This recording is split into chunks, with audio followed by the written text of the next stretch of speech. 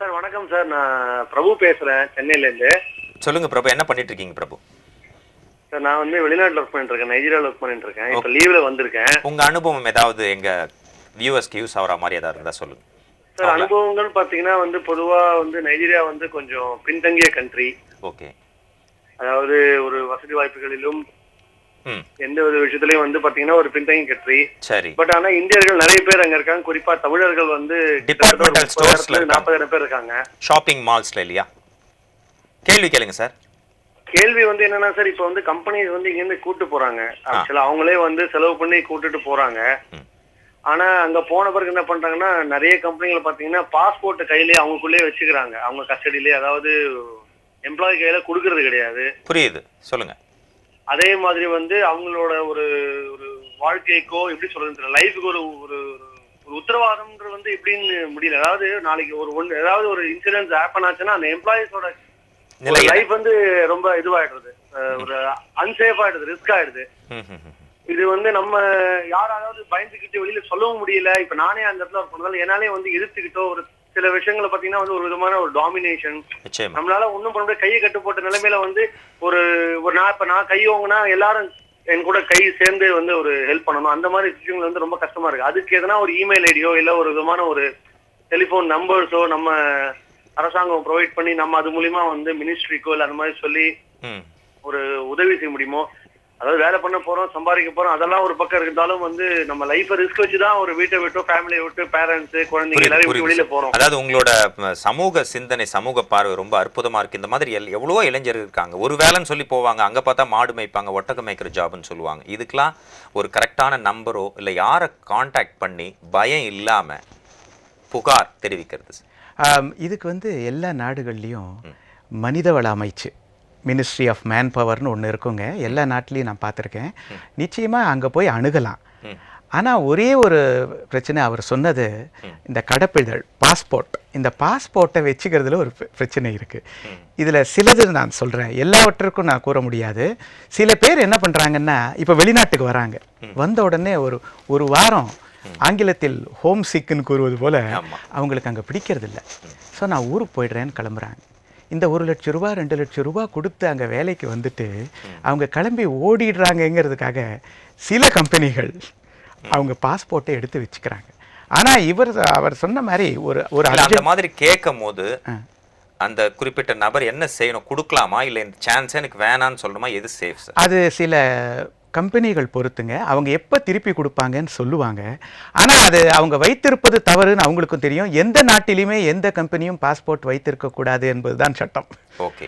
ஆனால் அவங்க சட்டத்தை மீறவங்களுக்கு அந்த கண்ட்ரியும் தண்டனை கொடுக்கறது இல்லை. அதுவும் இல்லாத நீங்கள் சொன்னீங்க அங்கேயே ஒரு எம்பசி இருக்கும், அங்கே போய் கான்டாக்ட் பண்ணலான்னு. அது அவங்க நாட்டு அதிகாரிகள் இருக்கிற இடம்னு சொல்லியிருக்கீங்க. இப்போ அங்கே போகும்போது இவங்க பயப்படுவாங்க. இவங்க நாட்டில் வந்து இவங்க கம்பெனியில் ஒர்க் பண்ணுற இவங்களுக்கு கட்டாயம் தெரிஞ்சுக்கணும்.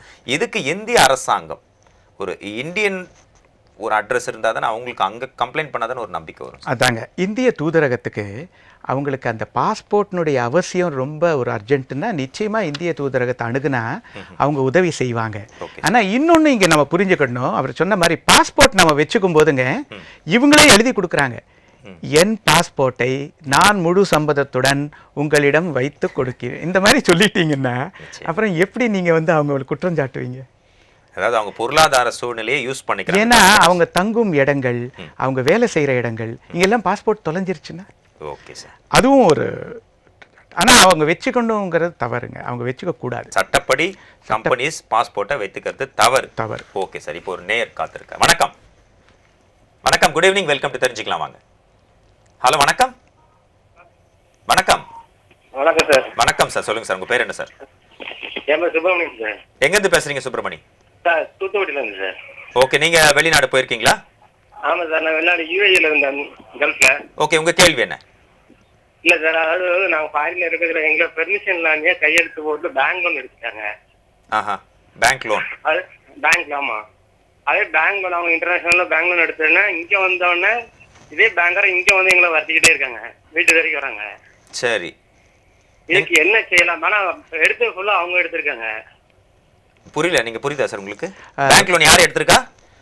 கம்பெனி எங்க பேர் ஓ, உங்க பேர்ல இவர் தொழிலாளி பேர்ல அந்த கம்பெனி பேங்க் லோன் எடுத்திருக்கு, இவர் திரும்பி வந்துட்டாரு சொந்த நாட்டுக்கு, ஆனாலும் இங்க வந்தும் அந்த பர்டிகுலர் பேங்க் இந்த பிரான்ச்ல இருந்து அவங்களுக்கு ட்ரபிள் கொடுக்குறாங்க அப்படின்றாரு. அது நடக்கிறதுக்கு வாய்ப்பு இல்ல இல்லை. இப்ப நீங்க சொன்ன மாதிரி பாஸ்போர்ட்டை நான் கொடுக்குற மாதிரி பேங்க் லோன் வாங்கும்போது சைன் வாங்கிருக்கலாம் இல்லைங்களா? இப்போ இவர் கிரெடிட் கார்டே அவங்க கையில கொடுத்து வச்சிருந்தா ஆஹா. நடக்கிறதுக்கு வாய்ப்பு இருக்கு. ஆனா கிரெடிட் கார்டு அப்படி கொடுக்க கூடாதுங்க. ஹலோ, ஹலோ சொல்லுங்க சார். உங்க எப்படிங்க அப்ளை பண்ணீங்க? நீங்க சைன் போட்ட லோன் வாங்குனீங்களா கம்பெனி சார்? கையெழுத்து போட்டோம். நாங்க லேபர் விசால தான் போயிருந்தோம். நீங்க என்ன படிச்சிருக்கீங்க சார்?